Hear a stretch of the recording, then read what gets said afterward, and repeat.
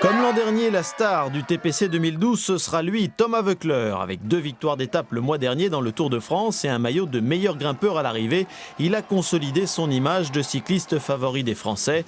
L'an dernier, fatigué par le Tour, il avait joué les équipiers modèles. Cette année, il sera le leader de l'équipe Europcar avec à ses côtés encore le régional du Tour, Sébastien Chavanel. Toujours côté français, Jean-Christophe Perrault de l'équipe AG2R, 4e au général l'an dernier, sera cette année encore au départ. Il aura sans doute l'envie de prendre sa revanche après ses Jeux Olympiques de Londres ratés dans l'épreuve de VTT, où il n'a terminé que 29e alors qu'il avait été médaille d'argent à Pékin.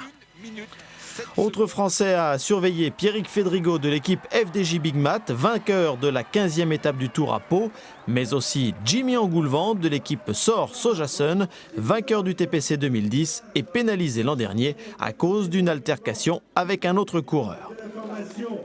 Mais le grand favori cette année encore, ce sera lui, Jesse Sergeant, le vainqueur 2011. Le jeune néo-zélandais de Radio Shack avait décroché la victoire finale en s'imposant dans le contre-la-montre à Châtellerault. Il sera épaulé cette année par l'Espagnol Zubeldia, 6e du dernier Tour de France. Cette année, Sergeant aurait pu être contrarié par son coéquipier Fabian Cancellara, mais le Suisse a finalement déclaré forfait. Autre étranger à suivre, Samuel Sanchez de l'équipe basque Euskaltel, champion olympique en 2008, 3e du Tour en 2010 et 5e l'an dernier avec cette victoire d'étape à Luzardiden. Mais l'équipe Movistar aligne plusieurs spécialistes du contre-la-montre, notamment le champion du Portugal, Rui Alberto Faria da Costa.